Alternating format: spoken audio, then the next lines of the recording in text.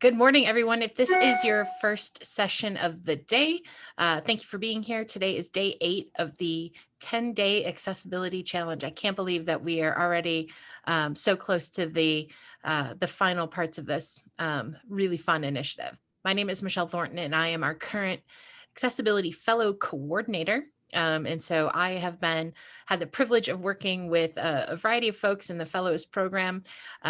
Today we are showcasing each of the fellows from last year, and they have the opportunity to take one of these short sessions and share some of the things that they've learned or what they see as being a really key tip in their work as a fellow and how they've been incorporating that into their classroom. This morning, Carol Willard is going to kick us off talking about how she uses Zoom in her classroom and how that has improved the accessibility of her students' experiences. So I'll go ahead and hand it off. Carol, thanks for being with us, and take it away. Great, thank you, Michelle. I am Carol Willard from the School of Ed. I am in the Curriculum and Instruction Department, and I was a 2020 Accessibility Fellow. One of the aha moments I had was the use of Zoom to increase the accessibility for my class. When we all moved to remote access last spring, I was not familiar with using Zoom at all. And so I learned how to use it. It was pretty easy to learn how to use it. There's a lot of resources and guides that can help you to put links for your Zoom sessions for each of your classes in Blackboard. And it's really, I think, important to do that. It increases accessibility because it just makes it that much easier for students to access your synchronous class when they go to one place. Blackboard I've kind of made as my hub for everything for my class. That's where my students read about the assignments they have to do. That's where they post their assignments. That's where I give them feedback.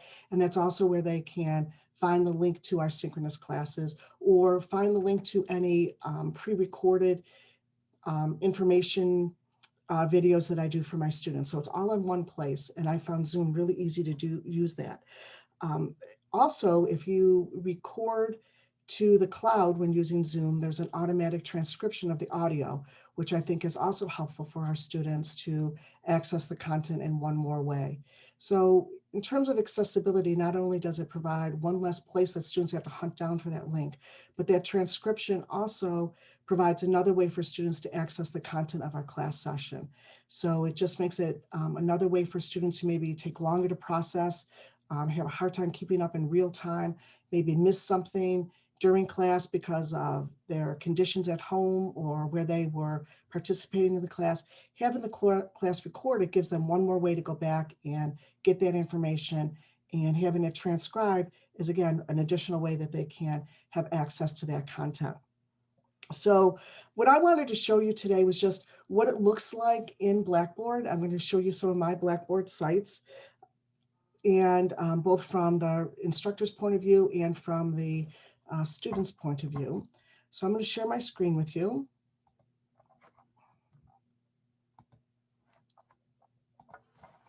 And this is one of my classes for this semester. This is SPE 504. I teach primarily grad courses in the special ed graduate program, master's program. So I've gone ahead and set up links for synchronous class sessions, and the recordings are available right here at this link. So it's near the top on the left.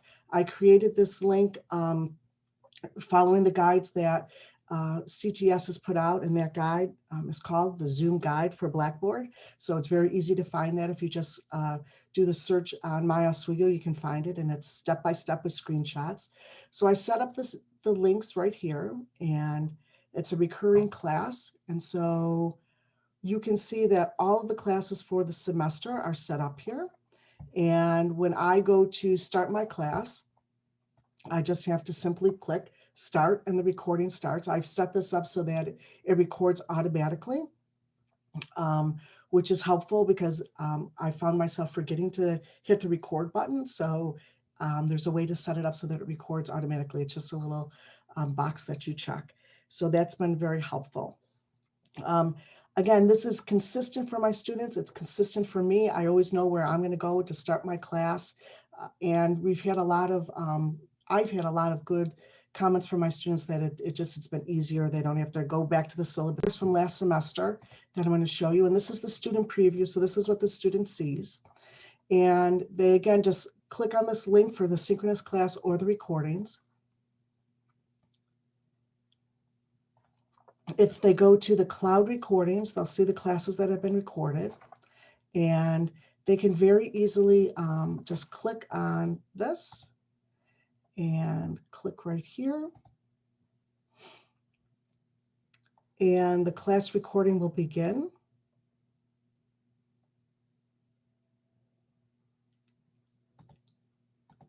So you can never stop a recording, right? So it looks, so you look attractive when the video stops. But I just wanted to show you that this is the transcription right over here. I found the transcription to be pretty reliable. And even if there are some mistakes, it's easy to go in and edit that. When you do a recording on Zoom, you'll get an email as the host, and it'll say that the recording is ready, and you'll have a special link where you can go in and edit the video, which is very easy to clip. So if there's some things that you don't want to have seen by everybody, sometimes there might be some questions during a break or something that the recording is still going that you want to clip out. It's easy to do that, to edit the video. It's also very easy to edit the transcription. And then once you make those corrections or those edits and save it, then you share the link with your students that is the edited video and the edited transcription. And that's what this is going to be on the cloud. So it makes it easy for students to, again, access that, see the video, see the transcription, and it's easy for the instructor to edit it in any way. And it's all automatically synchronized, and it's a really easy tool to use. I've had no problems at all in using that. Before I go too much further, are there any questions at all? Or have you heard anecdotally from students that they have been using them after the courses or after like live things have been happening? Yes, I believe there is a way to track on Blackboard. You can use the analytics to track the things that are on your Blackboard site.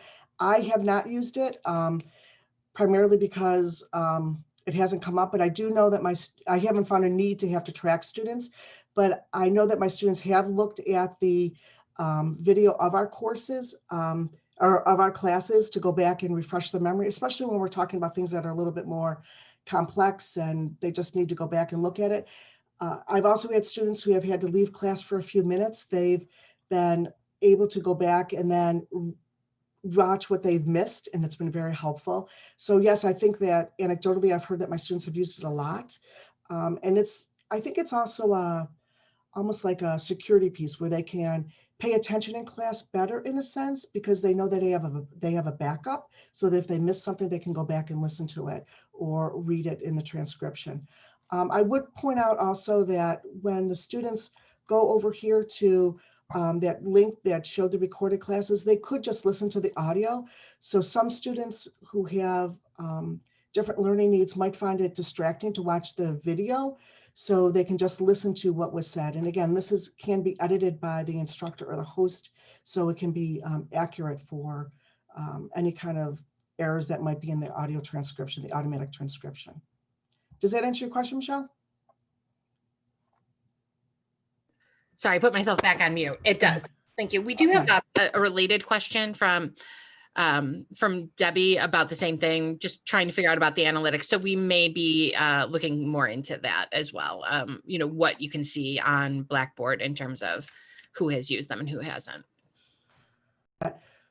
Looked at the assignment video so that when they come in for a question, I can say, did you listen to what I was saying? And did that help you? What were the muddy points when I was explaining that to you?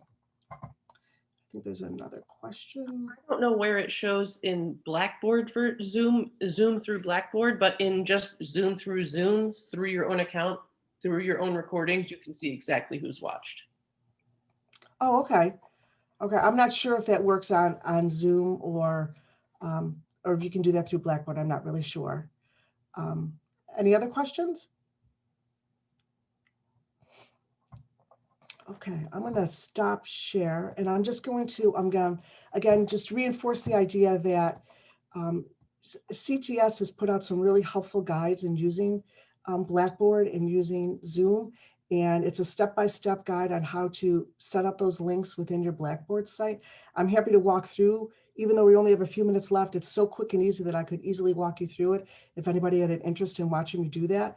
But it really is customizable, where you can set up those recurring or just one-time recordings or video sessions, or you can have it automatically record, or you cannot have it automatically record, where you set the recording if there's pieces that you don't want to have recorded. I like using Zoom. I prefer Zoom over other video tools because I like the breakout rooms. I like being able to use the polls. You can set up polls in advance and pull those up and have sort of a generic poll. How are you feeling today? How are you doing? Do you understand what I'm talking about at different points in the class? So Zoom for me has been a really easy tool to use, and I can incorporate that seamlessly into my class. And I think that it does improve the accessibility because, again, having the link right on Blackboard makes it easy for students to get to class on time, if you will. It makes it a one-stop shop for all of the stuff related to my class when I have everything on Blackboard. Carol, one related question about those recordings. Do you find that there's it creates any disincentive for students to participate?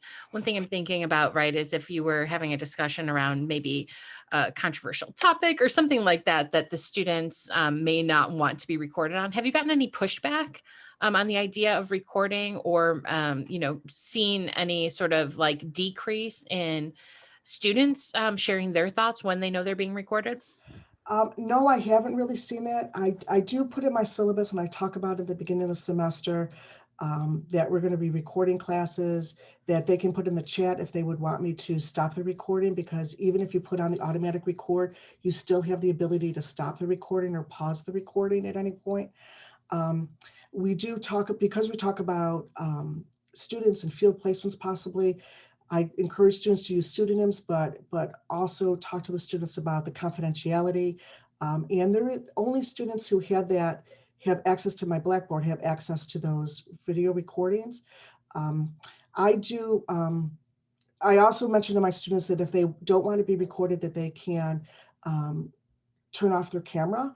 Although my students generally keep their cameras on in class, I've had really good attendance. I haven't had anybody say, I don't want to record, or nobody has shared with me that they don't want to talk about something because of the recording. So that really hasn't come up in my class. I will also add that often I'll take the recording and the transcription off of the cloud. And in some of my courses, I set up a separate tab that has just the recording so that I'm not taking up a lot of cloud space, if you will. So that's a possibility also. I think there's another question here.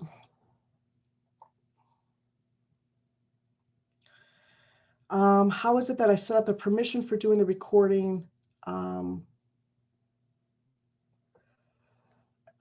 I'm not sure what I understand what your question is. You asked, how do you set up permissions for doing the recording? Debbie, quick. I think what Debbie is asking for is, the dialog box that pops up when somebody starts recording, the host starts recording. I think, Debbie, that's automatic. It's by default. But I haven't seen that in any of the recordings that I've done, and there wasn't one just now today for that. So I feel like those of you like John Kane or people whose workshops I've participated in this week, I see that pop up right when the recording starts. And it's like, I can't get rid of that box until I click, yes, I give permission for you to do the recording. Yeah, it's in the settings area, because I remember doing it for my students, and it's in the settings area. It just tells you whether you give permission to do that or not. So I understand. And if a student said no, what happens? Does anybody know? No, so they would have to leave then. Oh, they have to leave the meeting. Yes, they have to leave the meeting. Yeah, Okay. I think it's in the default area. Yeah.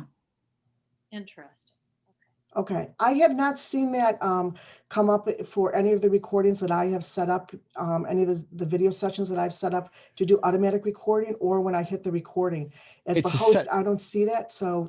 It's Jen? a setting in Zoom that you set that in the account just to notify people they're being recorded as a permission thing. But then get kicked out of the meeting, John, if they don't agree? I believe so. I'm not positive. Okay. Yes, you have to either agree to record or you can't join. Okay. I didn't know that. And that I haven't seen that in the Zoom settings. Although, Karen, when you set up the meeting, yeah, there is a checkbox that says record automatically. Sometimes I do record automatically. Sometimes I will try to remember to hit the record. I found that I often forgot to hit the record button when I started my class. And so that's why I did the record automatically, because then it's one less thing I have to remember, and I can just see the recording red light up in the corner. I'm like, oh, okay, I'm good to go. That's why I really like the editing piece too, so that you can, if there's some stuff in the beginning, like before people, that you want to edit out, it's easy enough to edit that out. Or if you have personal conversations, it's easy to edit that out if students are asking about a grade or something like that. Other questions or comments? So the other thing that professors use, the other tool that a lot of professors use is Panopto. And in the next session, Steve is going to talk about Panopto. So that might be a nice session to also go to, so that you can have a balance between Zoom and Panopto as options for you to use when you're recording your classes. Thank you, Carol. We are excited to have a few more sessions today on accessibility. Certainly that next one at 11:30 after a short break will be by additional fellow from last year, Steve Abraham. And then later on after lunchtime, we've got two more sessions, one on accessibility checkers by Rebecca and Kate, and then a short one on the accessibility features in LaTeX by Sarah Hanush. So we hope to see everybody either later on today or in additional sessions that we have on our last day of winter breakouts tomorrow. But thank you so much, Carol, for sharing your thoughts and about your time as a fellow and how this has come to help you make your courses more accessible. Thank you. Thank you, everyone, for stopping in.